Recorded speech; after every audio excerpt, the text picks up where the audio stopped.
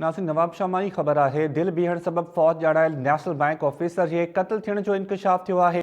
CCTV फुटेजिस हथ आयूं आहिनि। नवाब शाह मां ख़बर अवां सां शेयर कयो पिया। दिल बीहण सबब फौत ॼाणायल नेशनल बैंक ऑफिसर जे क़त्ल थियण जो इंकशाफ थियो है।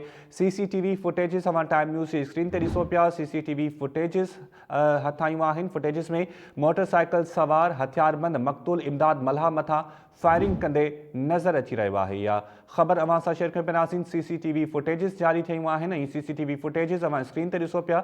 इते इहो नज़र अचे पियो त मोटरसाइकिल सवार हिकु हमराह खे फायर करे थो। फुटेजिस में मोटरसाइकिल सवार हथियारबंद पिणु नज़र अची रहियो आहे। इन जा तफ़सील मालूम कंदासीं अयाज़ ॾाहिरी खां। अयाज़, वधीक कहिड़ा तफ़सील आहिनि हिन हवाले सां?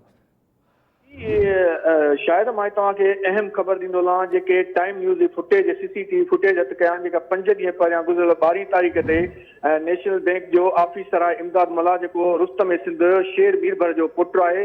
हिन खे जेको आहे सो ही इस्पताल रोड तां हिन जो जेको आहे सो लाश मिलियो हुयो, जंहिंखे डॉक्टरनि ऐं पुलिस जेको आहे सो दिलि जो दौरो ॼाणे हिन खे हितां इस्पताल मां जेको आहे सो वारसनि हवाले कयो। जॾहिं त हिन खे जॾहिं दफ़न कयो वियो त हिन जी लाश मां रत जेको आहे सो ज़ाहिर थियो। उन खां पोइ हुनजे वारसनि खे शक थियो। जॾहिं मां तव्हांखे ॿुधायां त पुलिस जेको आहे सो CCTV फुटेज जेको आहे सो हथु कया आहिनि। उन्हनि CC फुटेज में तव्हां ॾिसो पिया त नौजवान जेको आहे सो हिन जो पीछो करे पियो। हिकु दफ़ो हिनखे जेको आहे फायर करण जी कोशिशि करे पियो त हिनखे मारण जी हिन खां पिस्टल न छुटो आहे, फायर न थियो आहे। ॿिए जेको आहे सो ॿिए चकर में हिनखे जेको आहे सो फायर करे पोयां खां हिनखे गोली हणी ऐं जेको आहे सो फरार थी वञे थो। जॾहिं त हू जेको इमदाद मल्हा आहे, जेको नेशनल बैंक जो ऑफिसर आहे, उहो उन महिल फायर थियण खां पोइ रोड ते किरी पए थो। अहिड़ा फुटेज जेको आहे सो तव्हां ॾिसो पिया टाइम थ्रू त जेको आहे तव्हांखे नज़र अचनि पिया। ऐं हींअर मां तव्हांखे ॿुधाईंदो आहियां त जेका असांखे ज़रियनि जेको ॿुधायो आहे त SSP हिते जो तनवीर तुनियो आहे, उन 2 DSP ते जेको आहे इंक्वायरी मुक़ररु कई आहे ऐं हिन जी जेको आहे सो जांच हली रही आहे। हिन जी त आख़िर ही जेको आहे सो शख़्स मोटरसाइकिल ते केरु आहे, हिनखे जेको आहे सो मारण जा सबब छा आहिनि, जंहिं हिन जी जेके वारस आहिनि, जो कि PP अॻवान शुहाब वाज़े तौर नज़र अचे पियो मोटरसाइकिल जेको सवार आहे उहो फायर करे थो।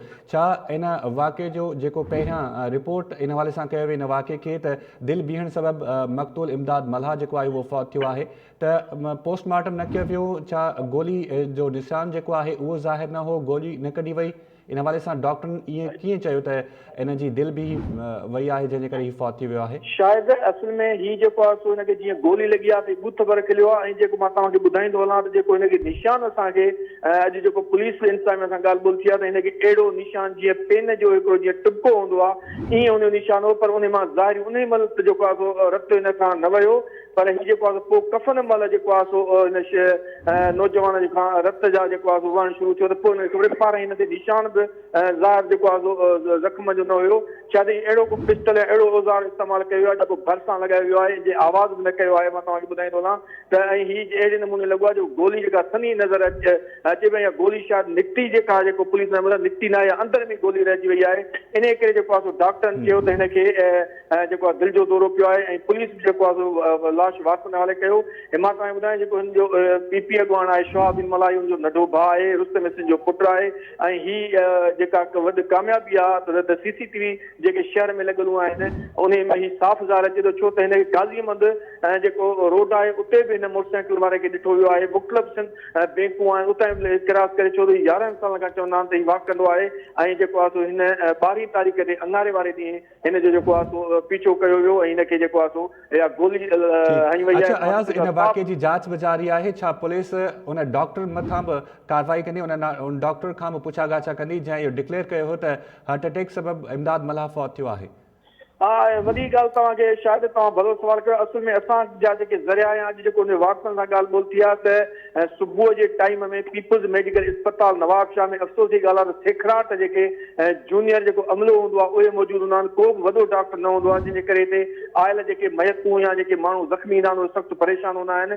हिन जो उहो ई सबबु आहे त जेकॾहिं को डॉक्टर सीनियर हुजे हा त मां सम्झां त हिन जो पोस्टमार्टम करायो वञे हा ऐं चइनी पासनि खां हिनखे ॾिठो वञे हा। पर हिननि जेको आहे हुते अमलो जेको हुयो, जेके मुलाज़िम आहे उते जेको मेडिकल इस्पताल में पीपल्स मेडिकल इस्पताल में, उन्हनि जेको आहे सो वॾी जेको आहे लापरवाही कई आहे। मां सम्झां त हुननि ख़िलाफ़ जेको आहे कार्रवाई करणु खपे। छो त हीउ वॾो हिकिड़ो इशू आहे साम्हूं आयो आहे। तव्हां ॾिसो पिया त मोटरसाइकिल ते सवार सरेआम हुनखे गोली हणी ऐं जेको आहे सो हुनखे मारे फरार थी रहियो आहे। पर हितां जी वॾी ॻाल्हि आहे त पीपुल्स मेडिकल अस्पताल नवाबशहर में अहिड़ो को बि डॉक्टर मौजूदु न हुयो जेको हिन जी जेको आहे सो तस्दीक करे सघे हा त जेको आहे आया पोस्टमार्टम कराया चइनी पर्सन खां हिनखे ॾिसे हा।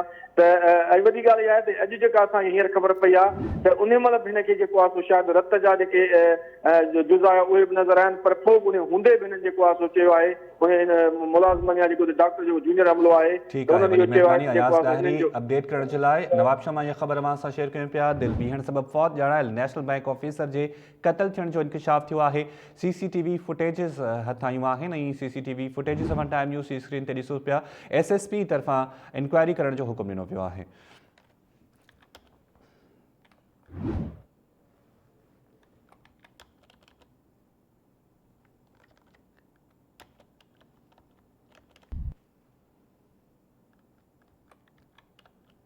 नवाबशाह मां इहा ख़बर अवां सां शेयर कयूं पिया। दिलि बीहण सबबि फौत ॼाणायल नेशनल बैंक ऑफिसर जे क़त्ल जे हवाले सां अहम इंकशाफ थियो आहे। इहा ख़बर अवां सां शेयर कयूं पिया। CCTV फुटेजिस जारी